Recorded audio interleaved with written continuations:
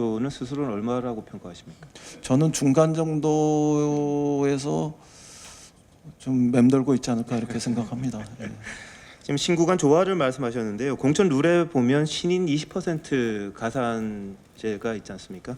근데 이를 두고 일부에서는 이 친문, 이른바 대통령과 가까운 인사들을 신인이라는 이름하에 공천을 주기 위해서 이 룰을 적극적으로 마련한 게 아니냐, 이런 이야기가 있습니다. 특히 뭐 조국 민정수석 같은 경우에 뭐 출마를 안 하신다고 이야기를 하지만 이분도 신인이냐, 이런 지적이 있거든요. 이 부분은 어떻게 보십니까? 저희 안에서 뭐 그런 이야기를 한번 검토한 적이 있습니다. 조국 수석 같은 분은 그럼 우리가 뭐라고 봐야 되냐? 저명한 신인이다. 뭐 이렇게 얘기를 했습니다. 어떤 그 공천의 일관된 어떤 공천 룰의 적용 과정에서는 뭐 신인일 거라고 생각합니다. 그런데 조국 수석은 뭐 지금 출마하지 않겠다, 본인은 완강하게 고사합니다만, 만약에 조국 수석이 출마한다면 본인이 그 신인으로서의 가산점을 받으면서 출마할 가능성은 저는 그렇게 많지 않다 이렇게 생각합니다. 본인 스스로가 뭐 그렇게 할 문제는 아니고요. 뭐 그런 거는 조국 수석뿐만 아니라 예를 들면은 무슨 장관을 했던 분들이라든가 뭐 아니면은 굉장히 유명한 저널리스트나 뭐 언론인이라든가 이런 분들도 꼭 그렇게만 하진 않겠죠. 그게 필요하다면 어떤 의미에서 뭐 제도적 보완 이런 것들을 해야 될지도 모르겠습니다만, 문제의식의 출발은 그런 것은 아니라고 생각합니다. 조국 수석의 가산점을 줄 것이냐 말 것이냐가 본질이 아니고,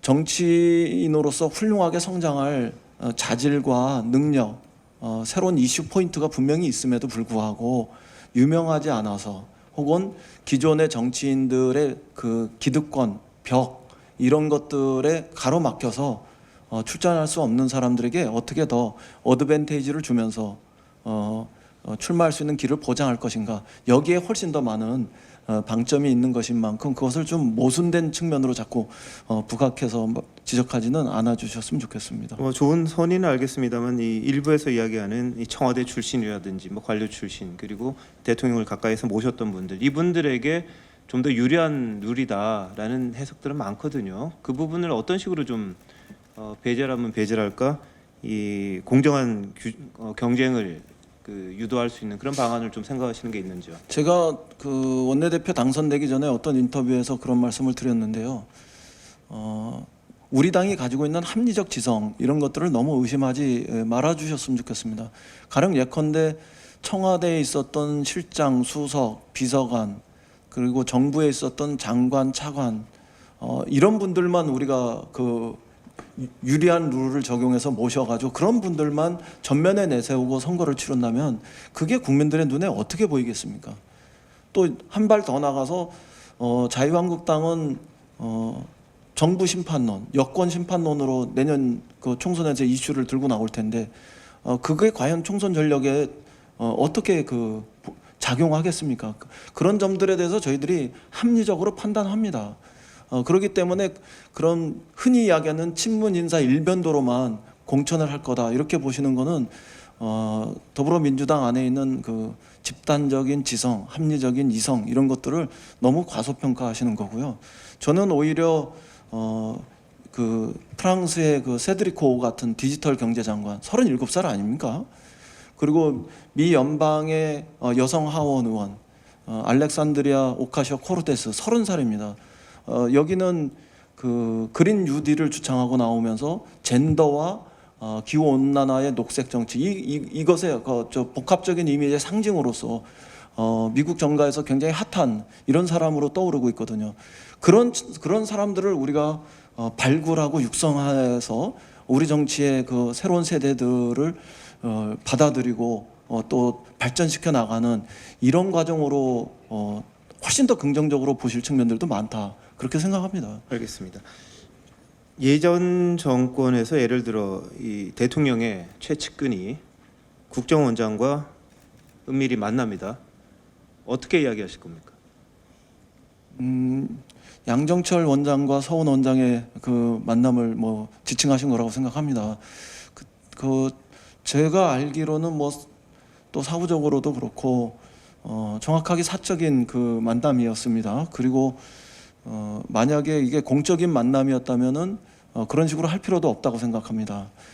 근데 더 중요한 거는 그 자리에 언론인 한 분이 계셨고 그 언론인 한 분이 계시는 자리에서 야당에서 이야기하듯이 내년 총선용 뭐 관권 정치라든가 뭐 등등을 그 꾀하기 위해서 만난 자리다 이렇게 이야기하는 거는 저는 그건 언론인 전체에 대한 모독이라고 생각합니다. 우리 언론인들께서 자신이 있는 자리에서 은밀하게 주고받을 총선 전략과 혹은 음험한 이런 대화를 나눈 것들을 정의롭게 고발하지 않는다는 상상을 저는 할 수가 없습니다.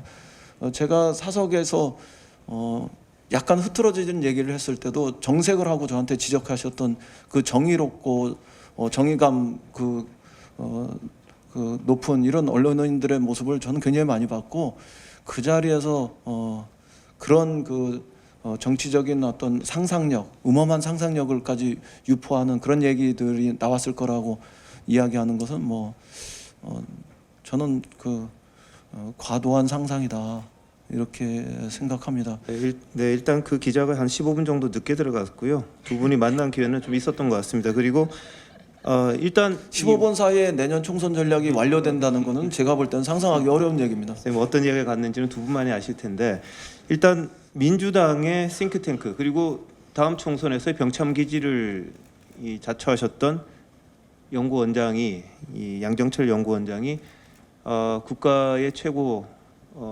정보기관이죠.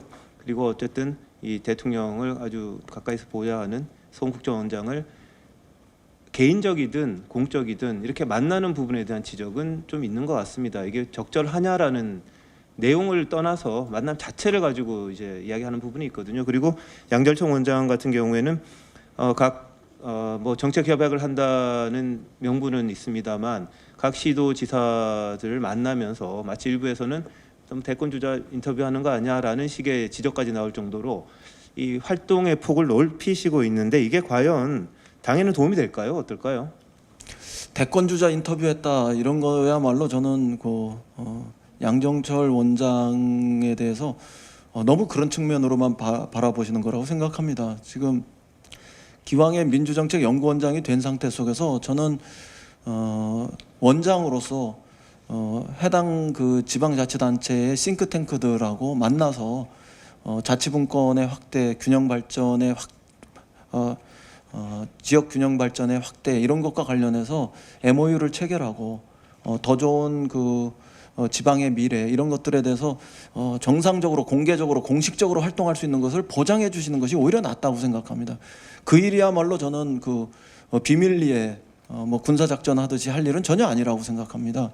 그래서 해당 지자체의 싱크탱크와 만나는 과정에서 해당 지자체의 장들을 만나고 그런 과정의 일환으로 그냥 정상적으로 해석해 주시고요. 만약에 양정철 원장이 그런 비공개 비공식의 영역에서 계속 있는 상태 속에서 그랬다면 그거야 대권 주자 인터뷰하고 다니는 거 아니냐 이렇게 얘기하실 수 있지만 이거는 공개 공식적인 영역에서 활동하는 또 해당 영역에 민주정책연구원장으로서의 업무 영역에 부합하는 이런 활동을 하는 것이기 때문에 그렇게 해서 우리 국민들의 눈에 정상적인 정치의 영역 혹은 정상적인 연구원 활동의 영역 이런 것으로 양정철 원장이 바람직하게 자리 잡도록 해주시는 것도 오히려 부정적인 기능으로 오해될 소지를 줄이는 이런 것일 거라고 저는 생각합니다. 알겠습니다. 마지막으로 짧게 하나 질문 드리겠습니다. 예전에 보면 후배들을 키우지 못한 것에 대한 말씀을 좀 하셨습니다. 내년 총선에 그럼 후배에게 길을 트여줄 생각은 없으신지 그리고 민주당이 내년 총선에서 의석을 얼마나 얻을 수 있을 거라고 보시는지 말씀해 주시죠. 저는 그동안 아주 오랜 시간 우리 정치에서 새로운 세대의 출현 그리고 그것에 대한 응원 이런 부분들이 부족했다는 것에 대해서 인정합니다. 그리고 그 책임에서 저를 비롯한 지금은 이미 저희들도 기성세대가 되었습니다만 저를 비롯한 저희 또래의 세대들이 많은 역할을 하지 못했던 것에 대해서도 후배들한테 굉장히 죄송하고 또 미안하다 이런 말씀 드리고 싶습니다.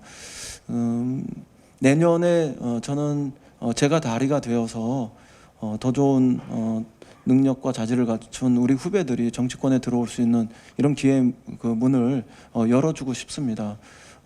필요하다면 제가 모든 것을 다 할 용의가 있고요.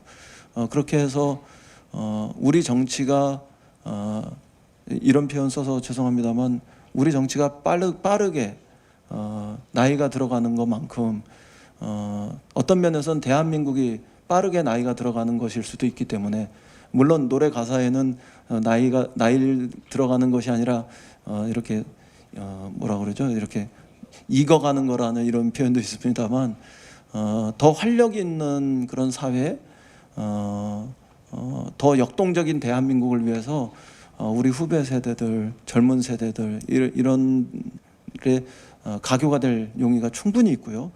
다만 그분들을 모실 때 우리 후배 세대를 모실 때 한 명 한 명씩 그냥 이렇게 데코레이션 하듯이 기성 정치에 이렇게 그 보조자로서 이렇게 모셔오는 이런 방식보다는 그분들이 가지고 있는 이슈 이런 것들이 우리 미래이고 우리 사회의 미래이고 그런 데서 꼭 필요한 그런 그 기능과 역할, 능력 이런 것들을 발휘해야 되는 것이기 때문에 이렇게 모시는 과정이 되었으면 좋겠다고 생각하고 또 들어왔을 때 다시 그 기성세대들한테 주눅드는 게 아니라 그분들이 더 우렁찬 목소리로 미래의 사회를 디자인하고 결정할 수 있는 그런 그 디자이너가 되고 크리에이터가 되는 뭐 이런 과정으로 그 이후에도 지속적으로 뒷받침하고 응원할 생각입니다.